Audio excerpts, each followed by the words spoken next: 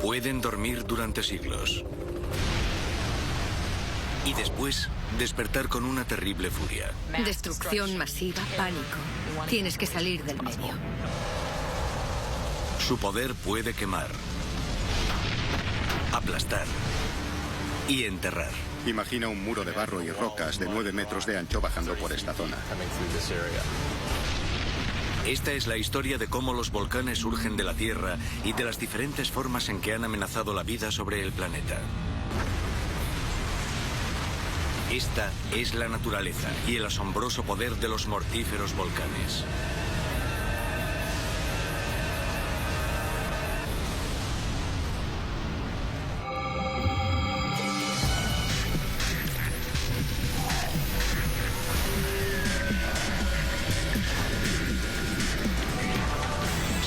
Trek, volcanes.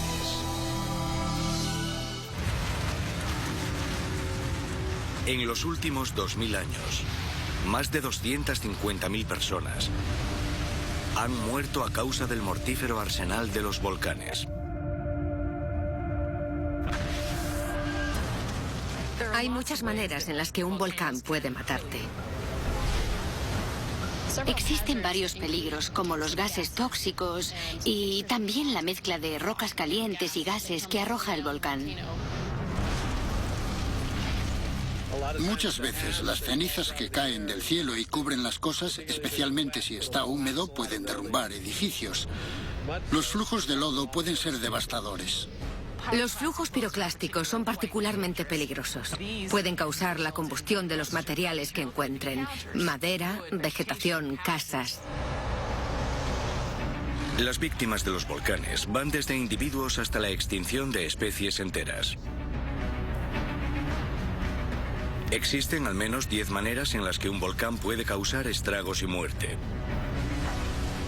En el número 10, lava. La lava fluyendo es algo que me aterra porque parece realmente caliente y solo pienso en lo que le podría hacer a una persona. Cuando la roca está muy caliente, brilla y despide luz. El rojo apagado serían unos 870 grados centígrados. Es como el quemador de una estufa. A medida que se va poniendo progresivamente más naranja, llega hasta los 980 grados y si llega a un color amarillento, está a 1000 o 1200. Sobre la superficie se le llama lava. En las profundidades de la Tierra a ese mismo material se le llama magma. El magma es simplemente roca fundida con gases disueltos en ella. El magma o la lava se origina a más de 4.500 kilómetros bajo nuestros pies.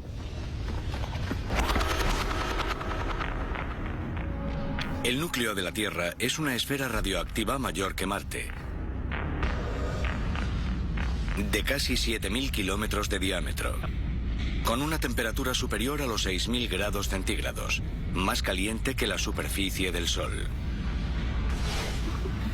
Aunque el calor del núcleo disminuye a medida que se acerca a la superficie, puede alcanzar los 1000 grados centígrados en el manto.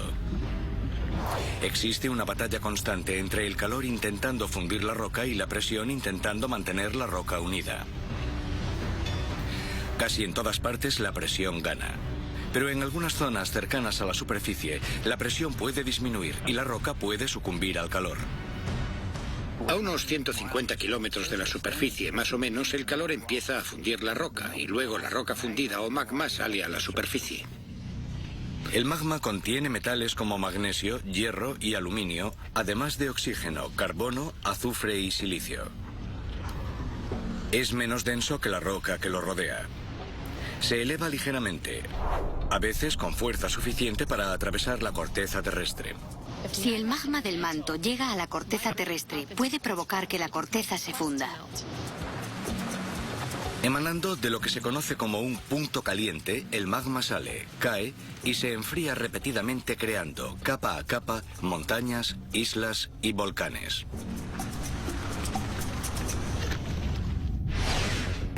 Hay varios lugares donde podemos observar un volcán erupcionando. Uno de ellos es un punto caliente donde el manto es anormalmente rico en material fundido. Ese es el caso de Hawái.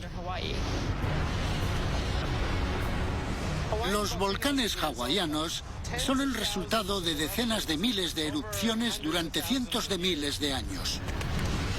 La lava que fluye de los puntos calientes es líquida y se esparce alrededor de la chimenea para formar un volcán en escudo. Se les llama volcanes en escudo por su poca pendiente. Son como el escudo de un guerrero al revés. En cualquier volcán, la roca fundida llena de gases sube hacia la superficie y crea una reserva creciente llamada cámara magmática. A medida que esta piscina de rocas burbujeantes crece, la presión aumenta y la cámara se convierte en una prisión de la que el magma lucha por escapar. Si agitas una gaseosa, el gas sale de la disolución, pero no puede ir a ningún lugar. Después ábrela. El gas empujará a la gaseosa hacia el exterior con él, a veces con bastante violencia. Una erupción en 1977 en el Congo demostró cuán mortífera puede ser la lava fundida. El volcán era el monte Nyiragongo, una torre de 3.470 metros, con un bullicioso lago de lava en el cráter. El Nyiragongo produce flujos de lava muy líquida. Básicamente el volcán se fracturó y el lago se vació hacia el exterior por los flancos del volcán muy rápidamente. Por tanto, se trataba de un gran volumen de lava moviéndose con rapidez. La lava alcanzó la asombrosa velocidad de 100 kilómetros por hora.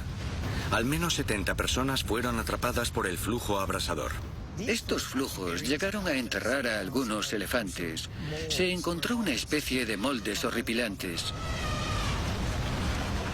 La lava se enfrió alrededor de ellos y así quedó el esqueleto del pobre elefante. En 2002, la lava del Nyiragongo brotó de nuevo destruyendo 12.000 hogares y matando a más de 100 personas en la ciudad de Goma.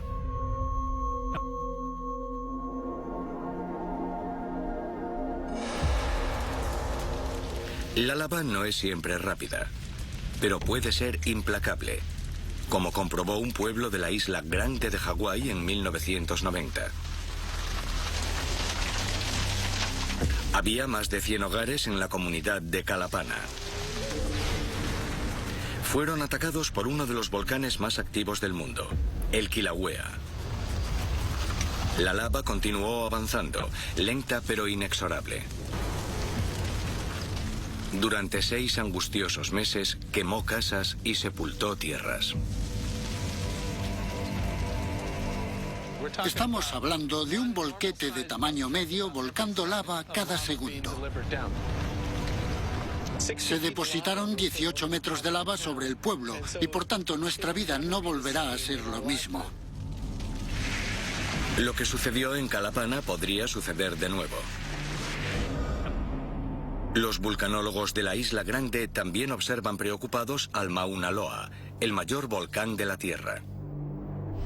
Si cogiéramos la lava del interior del volcán Mauna Loa y la esparciéramos, podríamos dar toda la vuelta al Ecuador con una pila de casi 1,5 kilómetros de ancho y de alto. Esa es la cantidad de lava que hay en él. La última vez que el Mauna Loa erupcionó fue en 1984. Cuando esta lava se derrame, la mayor ciudad de Isla Grande está justo en el posible camino de destrucción. La mayor parte de Hilo está construida sobre los cauces de lava de Mauna Loa. Por tanto, los flujos de lava pueden, bajo ciertas circunstancias, recorrer todo el trayecto hasta Hilo. Tiene que ser una erupción de larga duración, pero puede suceder. La clave está en enfriar y, por tanto, solidificar la lava. Esto puede suceder naturalmente con las rocas. Una roca a temperatura ambiente puede estar 1000 grados por debajo de la temperatura de la lava. A altas temperaturas, más del 90% del calor de la lava se desprende hacia arriba, no hacia abajo. Por tanto, la diferencia de temperatura puede enfriar y endurecer la lava. Incluso un árbol a veces puede enfriar la lava, aunque, a diferencia de una roca, el árbol no sobrevivirá al encuentro. Arderá hasta las raíces. En algunos casos, un árbol grande enfría la lava y la lava se adhiere a él. Y es justo al lado de lo que estoy ahora mismo. Lo llamamos molde de árbol. Esto era un árbol. La lava fluyó alrededor de él y se solidificó porque el árbol estaba mucho más frío que la lava. En el interior de este molde hay un árbol y un pedazo de esto tiene este aspecto. Tenemos carbón incrustado en la lava, justo ahí. Esto es algo bastante frecuente aquí, en Hawái. Quizá la batalla más destacada para enfriar la lava la protagonizaron en 1973 los habitantes del pueblo de pescadores islandés Heimaey. Dado que la lava a 1000 grados incendiaba hogares y amenazaba el puerto, los lugareños contraatacaron bombardeando el ardiente flujo con 100.000 metros cúbicos de agua de mar.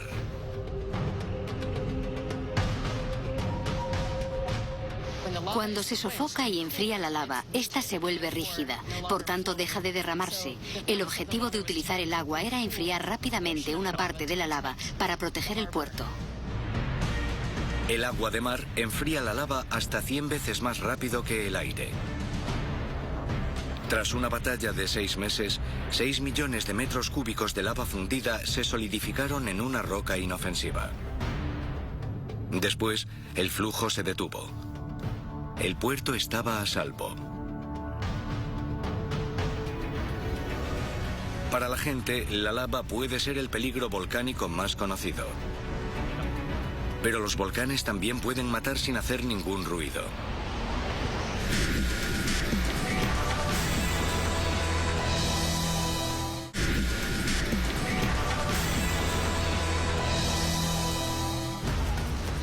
Una erupción volcánica puede iluminar la noche. Sin embargo, algunas armas volcánicas son más sutiles, como los gases silenciosos. Los gases escondidos en el magma volcánico forman un amenazante brebaje esperando a ser liberado. Un peligro para plantas, animales y seres humanos. Los principales gases liberados por un volcán son básicamente vapor de agua, pero también dióxido de carbono y dióxido de azufre. En el número 9 de la lista letal, gases volcánicos.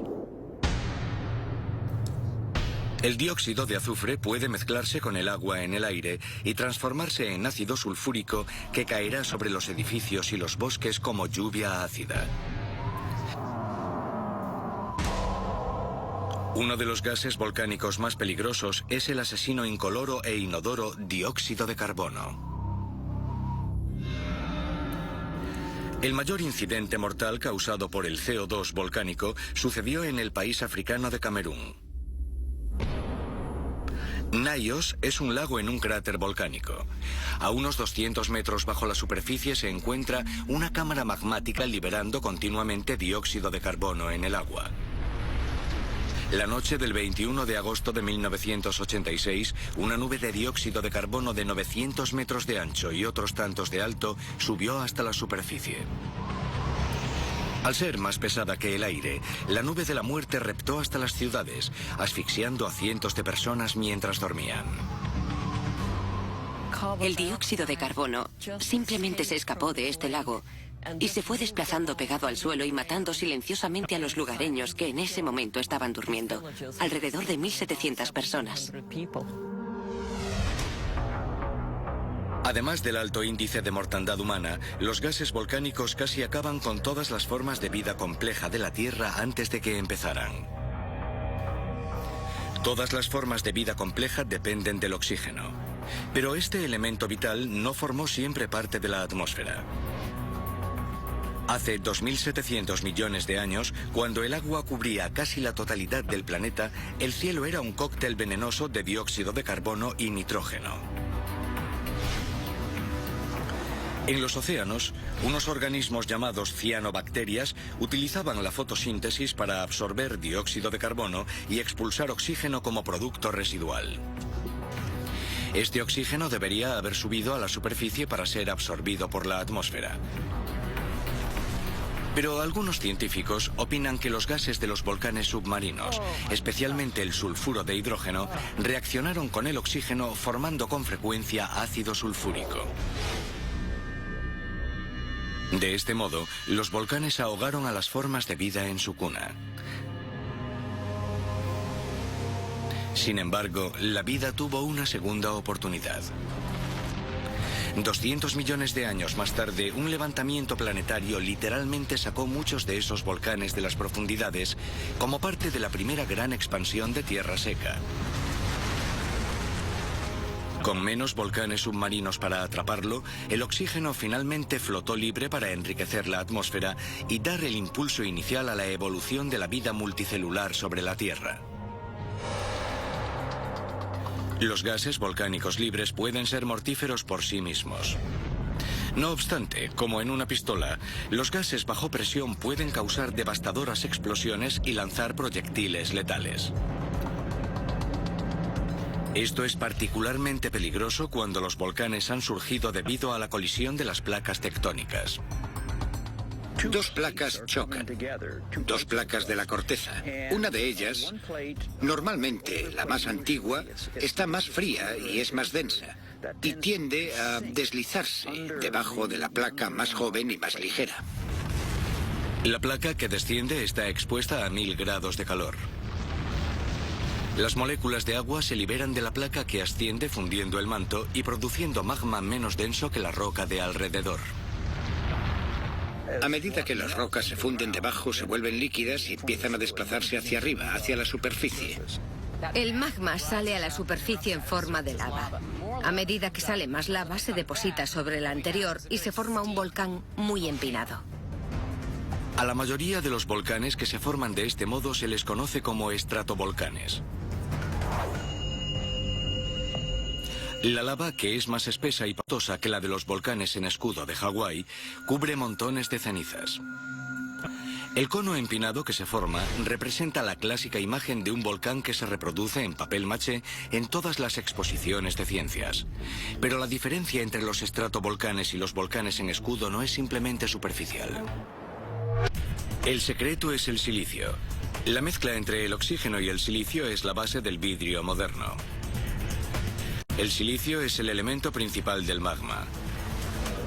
Pero el magma del estratovolcán que sube a través del manto posee más silicio que el magma del volcán en escudo que se formó a través de la corteza. En los volcanes en escudo, dado que la lava es tan líquida, el gas puede liberarse o simplemente burbujear. En los estratovolcanes la lava es muy viscosa y el único modo en que el gas puede salir es separando físicamente las partículas. Y esto es lo que causa las explosiones. Es como si estuviera todo ahí atrapado y el gas explotase para salir. Los estratovolcanes lanzan al aire rocas pulverizadas y cenizas. Y esto puede crear uno de los peligros volcánicos más espectaculares y misteriosos. Número 8. Relámpagos volcánicos. En una nube de una erupción volcánica hay todas esas partículas de ceniza y roca dando vueltas y chocando unas contra otras. Y aparentemente es posible que se produzca una transferencia de cargas, de modo que algunas de ellas terminen estando cargadas positivamente y otras negativamente. Es lo mismo que cuando frotas una mano contra una alfombra o contra algo muy seco. Siempre y cuando se creen esas cargas y se vuelvan lo suficientemente desiguales, habrá relámpagos cuando se igualen las unas con las otras. Las descargas eléctricas brillan en las bocas de algunos volcanes. Luego se alzan para mezclarse con los relámpagos de las nubes de detritos. Visto desde lejos, es un asombroso despliegue de la cólera de la naturaleza. Pero si te aventuras demasiado cerca, los relámpagos pueden ser la última cosa que veas. En 1999, 4 turistas que estaban en la ladera del italiano Monte Etna murieron. Su sistema nervioso no pudo resistir una violenta descarga eléctrica. A pesar de su repentina violencia, los relámpagos volcánicos son uno de los principales peligros para aquellos que se encuentren cerca de la cima. Sin embargo, los volcanes poseen otras armas que pueden golpear a cientos de metros.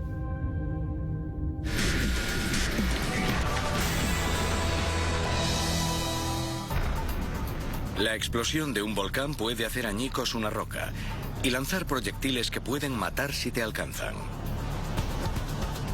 Número 7 en la escala de la muerte. Fragmentos piroclásticos. Cualquier cosa que salga por la boca de un volcán que sea transportada por el aire lo llamamos piroclastos. Pueden ser tan finos como la 10ª parte de un centímetro o pueden ser tan grandes como un coche pequeño. Los bloques de piroclastos pueden salir despedidos a más de 800 metros del cráter en erupción. Estaba aproximadamente a 1,5 kilómetros del principal cráter del Etna cuando vimos lo que parecía una nube eruptiva. El volcán simplemente decidió soltar un pequeño eructo y tirar rocas viejas que no estaban ni siquiera calientes, pero cayeron justo sobre las cabezas de los turistas que estaban alrededor del cráter. 9 personas murieron aquel día simplemente por un pequeño eructo. Los fragmentos grandes de una erupción volcánica pueden ser mortíferos.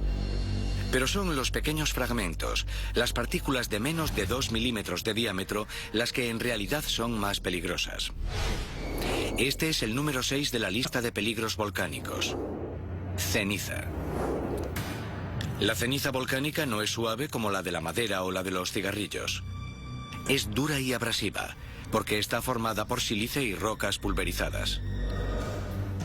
Explotando hacia el cielo, una nube de ceniza puede ser particularmente peligrosa para los aviones. Volar a través de una nube de ceniza volcánica es como volar a través de una nube de uñas diminutas. La ceniza volcánica se introduce en los motores del avión. El sílice, que posee un punto de fusión muy similar a la temperatura de los motores del avión, se funde y cubre los componentes del motor con una sustancia pegajosa. Después, la ceniza fundida es absorbida hacia las partes más frías del motor, donde se solidifica y atasca las piezas. El resultado es la falta de combustión, fallo total del motor. Más de 100 aviones se han visto envueltos por una nube volcánica. Al menos 7 sufrieron fallos en el motor. Y 3 experimentaron la pérdida total de los motores, teniendo que enfrentarse a la posibilidad de estrellarse. En 1982, un 747 fue sorprendido por una nube volcánica mientras volaba a 11.000 metros sobre Indonesia. Los 4 motores fallaron. El avión cayó 7.000 metros antes de que los pilotos pudieran volver a encender los motores obstruidos por la ceniza, evitando por muy poco acabar sepultados en el agua, tanto ellos como los 248 aterrorizados pasajeros. Los pilotos deberían girar 180 grados en dirección contraria a la que venían para escapar de la columna de ceniza. La ceniza no es solo una amenaza en el aire, también acecha a sus víctimas más cerca del suelo. La gente que corre a refugiarse en el interior para escapar de ser enterrada o asfixiada por la ceniza que cae del cielo puede estar corriendo hacia una trampa mortal. Las cenizas volcánicas son densas. Una capa de 10 centímetros es suficiente para tirar abajo muchos refugios, y cuando la ceniza se humedece con la lluvia aumenta su densidad. Si está sobre el tejado se derrumbará. Y si hay gente refugiándose bajo esos edificios, son los tejados los que suponen el verdadero peligro. Mientras que la ceniza es una amenaza aérea, los volcanes tienen otra arma que ataca desde el mar. Peligro volcánico número 5. Tsunamis. Los volcanes crecen gracias a la acumulación de lava y piroclastos. Pero una montaña en crecimiento puede ser inestable, especialmente si gases ácidos calientes se están filtrando por las rocas. Esto conlleva el derrumbamiento de la estructura de una cara o flanco del volcán. Ahora se sabe que el desplome de los flancos de los volcanes hawaianos es bastante común.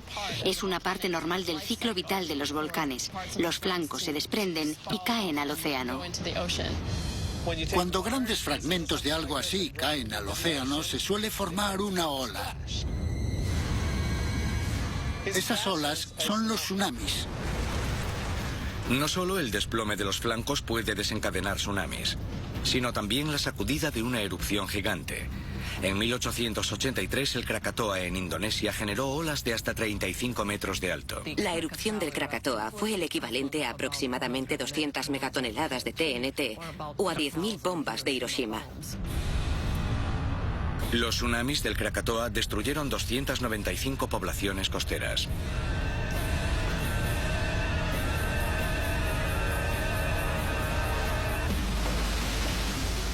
En total, los tsunamis volcánicos han causado más de 50.000 muertes registradas en la historia. Y todo está preparado para que el índice de mortandad aumente. El mayor peligro lo plantea el inmenso Mauna Loa en Hawái, cuyos flancos suroccidentales se han derrumbado más de una vez en la prehistoria, creando megatsunamis de alrededor de 150 metros de alto. Fue enorme. Que sepamos, fue el mayor tsunami de la historia. La buena noticia es que el último fue hace 125.000 años. Las malas noticias son que nada podría impedir a otro megatsunami del Mauna Loa golpear la isla grande. Seguramente ese tsunami sería devastador para Hawái. Mientras que el desplome de un flanco en las zonas costeras puede causar tsunamis, los derrumbamientos volcánicos más al interior pueden desembocar en mortíferos flujos de lodo llamados lahares. Esa es la palabra indonesia para los flujos de barro. Un peligro particular de los volcanes lo suficientemente altos como para estar cubiertos por nieve, hielo o incluso glaciares. Peligro volcánico número 4. Lahares. Básicamente, un lahar es una rápida inundación volcánica. Barro, ceniza y rocas, todo mezclado. Empieza a arrastrar todos los materiales que se encuentra a su paso. Rocas, suciedad, árboles. Los lahares son bastante escalofriantes. Los efectos fatales de los lahares quedaron demostrados en Colombia en 1985. El volcán Nevado del Ruiz, coronado por un glaciar, erupcionó tras 140 años de silencio. La ceniza y los gases volaron 30 kilómetros hacia el cielo nocturno. 1000 grados de calor fundieron más de 17.000 millones de metros cúbicos de hielo glacial, creando un lahar imparable que se deslizó sobre el pueblo de Armero, matando al menos a 23.000 personas. Nevado del Ruiz fue un toque de atención a los geólogos que estudiaban otro volcán en la cordillera de las Cascadas de Norteamérica, el Monte Rainier. El Rainier domina una zona poblada y también se oculta bajo un glaciar.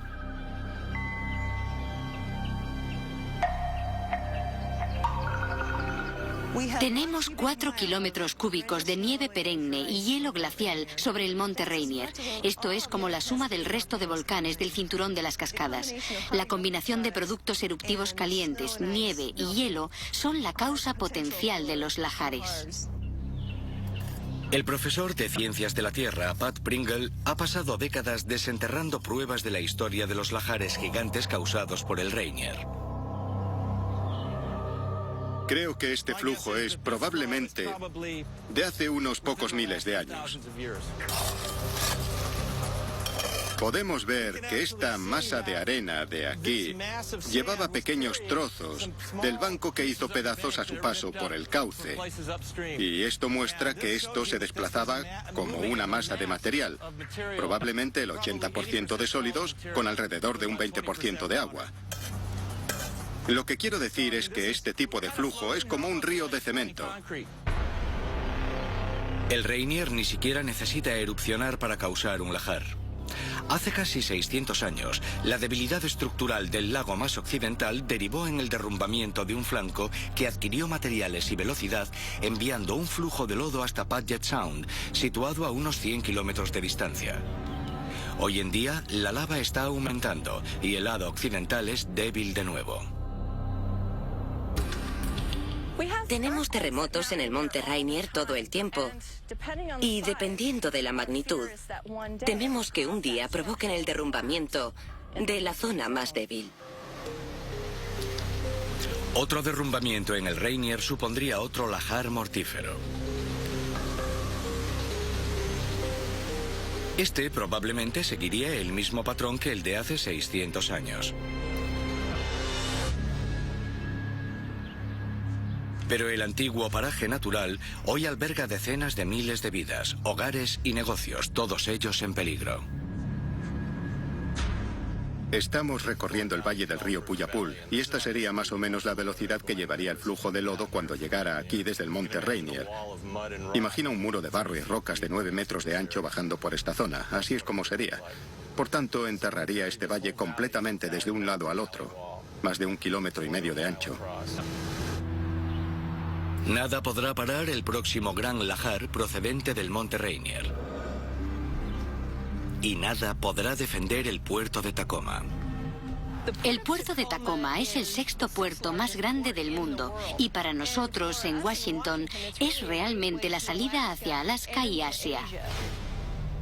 La responsable de emergencias del condado de Pierce, Jody Woodcock, sabe lo que un lahar procedente del monte Rainier le podría hacer al puerto. El barro y los detritos bloquearían el tráfico marítimo durante meses. La economía del noroeste se paralizaría, causando oleadas de crisis financiera en todo el mundo. Sin embargo, todo está preparado para intentar mitigar el coste humano si se llegara a producir. El Centro de Operaciones de Emergencia del Estado de Washington activaría sirenas en todo el valle. También activaríamos un sistema que llamaría a cada casa, a cada negocio del valle, y daríamos suficientes avisos para que la gente se situara a unos 15 metros por encima del suelo del valle. Eso es lo que les salvaría la vida. No hay duda de que la región de las cascadas debe estar preparada para un futuro desastre. El monte Rainier y otros volcanes de las cascadas van a volver a erupcionar. No se trata de y sí, sino de cuándo. A pesar de lo aterrador de un lahar, pocas cosas son tan mortíferas como los detritos volcánicos que golpean la lista de los peligros en el número 3. Flujos piroclásticos. Las rocas calientes y los gases que expulsa el volcán, el flujo piroclástico destruye prácticamente todo lo que toca. Piroclasto es una palabra griega que significa fragmentos de fuego, y el calor incinerante alimentado por los gases del flujo es uno de los más terroríficos atributos. Los flujos piroclásticos pueden alcanzar fácilmente más de 700 grados. Y esta avalancha no está simplemente ardiendo, sino que también es rápida. Puede alcanzar hasta 150 kilómetros por hora. Esta velocidad le da una fuerza terrible. Se ha grabado cómo los flujos piroclásticos han destruido completamente estructuras de cemento.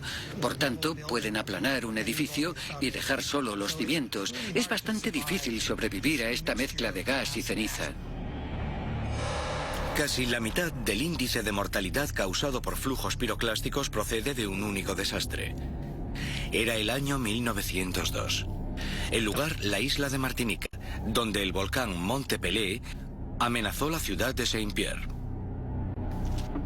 El volcán lanzó muchas señales de aviso. La vida en el pueblo era espantosa. Había ceniza por todas partes. Hubo pequeños flujos piroclásticos que habían matado a gente.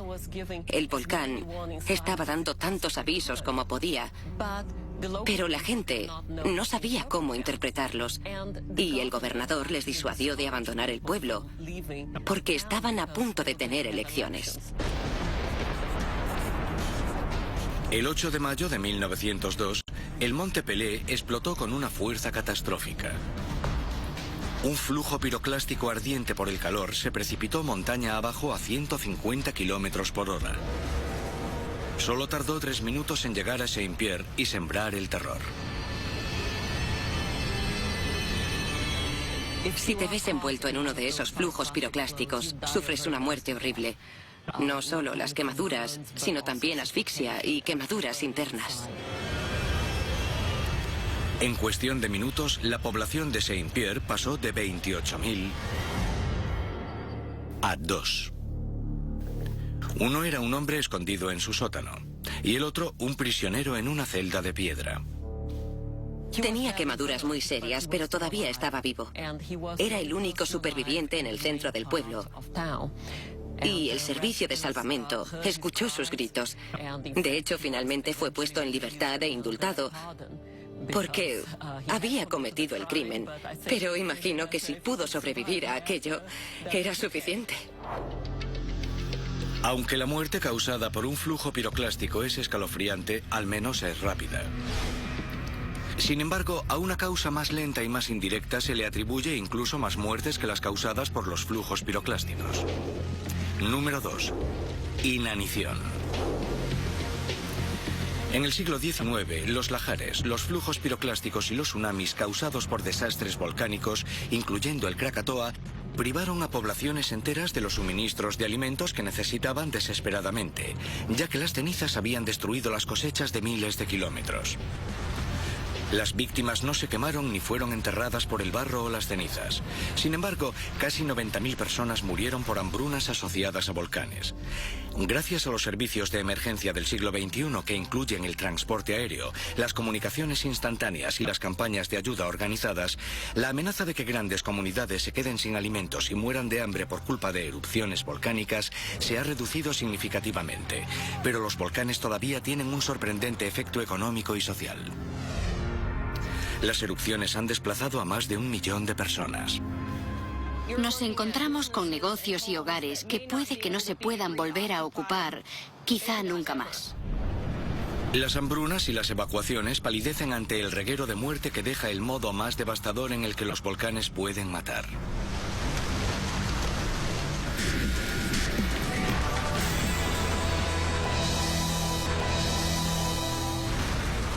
Los volcanes pueden matar directa e indirectamente. El arma más peligrosa puede tardar siglos en culminar su mortífera tarea. El arma volcánica número 1. Gases de efecto invernadero. Puede que no suene tan aterrador como la lava o los flujos piroclásticos, pero combinado con los ataques de los gases y del polvo puede alterar el clima y exterminar especies enteras. Las erupciones volcánicas del pasado se han relacionado con varias extinciones en el planeta. Algunas pruebas sugieren que entre las víctimas de los volcanes se podrían incluir a los dinosaurios del Cretácico, hace 65 millones de años. Hay una teoría ampliamente aceptada que defiende que el impacto de un meteorito de aproximadamente 6 kilómetros en la península de Yucatán fue lo que realmente causó la extinción de los dinosaurios. No obstante, hubo también una enorme erupción en las trampas del Deccan en la India, en la misma época en la que los dinosaurios se extinguieron hace unos 65 millones de años, y sus efectos sobre la atmósfera pueden haber tenido también algo que ver. Las ahora desaparecidas trampas del Deccan eran una cordillera de volcanes de 2,5 millones de kilómetros cuadrados en la meseta del Deccan, en la India. Trampa es el término geológico para denominar las formaciones rocosas similares a escalones de una zona determinada. Hace aproximadamente 65 millones de años, las trampas del Deccan erupcionaron repetidamente, vertiendo océanos de lava que liberaron vastas cantidades de gases de efecto invernadero que pudieron haber cambiado la atmósfera terrestre. Es bastante común la creencia de que la ceniza volcánica puede elevarse en la atmósfera y oscurecer la luz solar. Sin embargo, los geólogos han descubierto que los diminutos aerosoles, las diminutas gotitas de azufre y ácido sulfúrico que entran en la atmósfera, son los que desempeñan un papel bastante importante a la hora de bloquear el sol y enfriar la Tierra. A principios del siglo XXI, el ser humano producía alrededor de 80 millones de toneladas métricas de dióxido de azufre.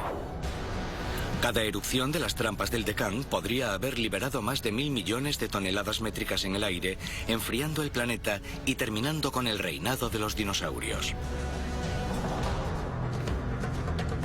Mientras los científicos debaten acerca de la causa de la muerte de los dinosaurios, muchos son los que están dispuestos a declarar a los volcanes culpables de una matanza todavía mayor.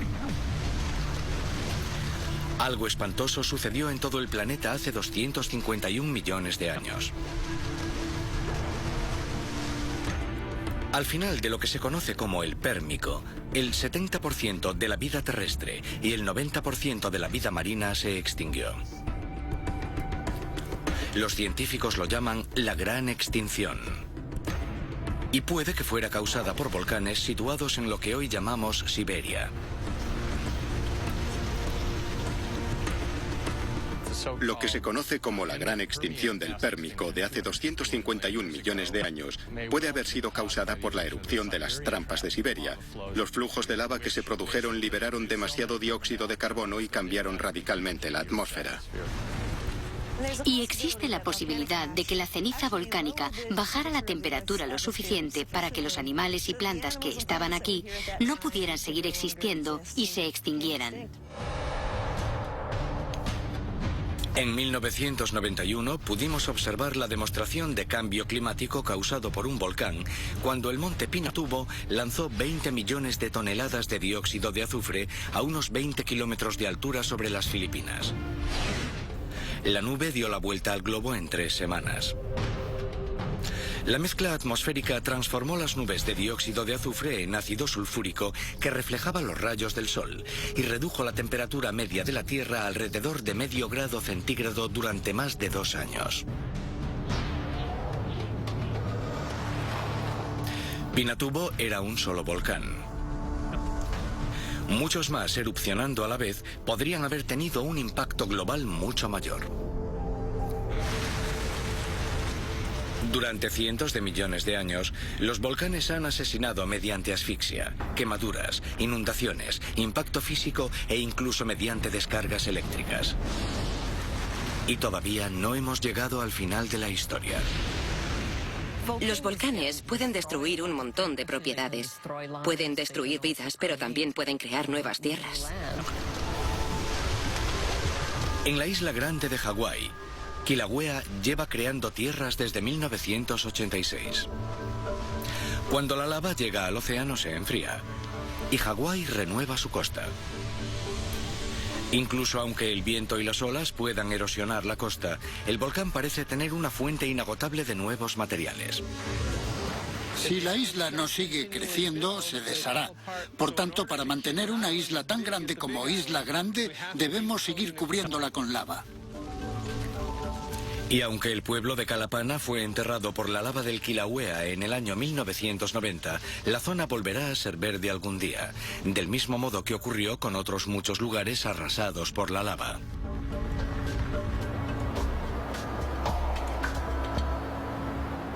Justo aquí estamos en una zona llamada zona devastada. No me gusta ese término. Opino que se trata de un cambio, no de una devastación, pero volvamos a lo nuestro. Esto es un ejemplo en miniatura de lo que te esperarías encontrar tras una erupción realmente grande, digamos como la del Monte Pelé o uno de esos otros ejemplos de gran magnitud. Esta toba puede convertirse en un suelo muy fértil tras unos pocos cientos de años, quizá. Porque está hecho de cristal volcánico que se deshace rápidamente y es algo que puedes ver en los volcanes. La ceniza y el material como este pueden formar suelos muy rápido, casi instantáneamente, geográficamente hablando. Y ese suelo puede ser un buen lugar para la agricultura. Si se le deja solo, esta probablemente será una zona muy fértil. A medida que la lava fría se descompone, se abre un cofre del tesoro, liberando nutrientes en el suelo. La densa ceniza ayuda a mantener la humedad. Los científicos creen que el sílice de la ceniza volcánica también enriquece el suelo. La ceniza tiende a crear un suelo muy fértil. Por eso, tradicionalmente, la gente iba a las laderas de los volcanes, porque las cosechas eran buenas. Hoy, 600 millones de personas, más que en cualquier otro momento de la historia, viven cerca de volcanes que podrían acabar con sus vidas sin avisar. Se pueden obtener muchos beneficios de vivir cerca de un volcán, pero tienes que aprender a vivir con los peligros. Los volcanes son creadores de vida y traficantes de muerte. Y aquellos que viven bajo su sombra tienen que esperar cada mañana que las poderosas montañas les regalen un día más.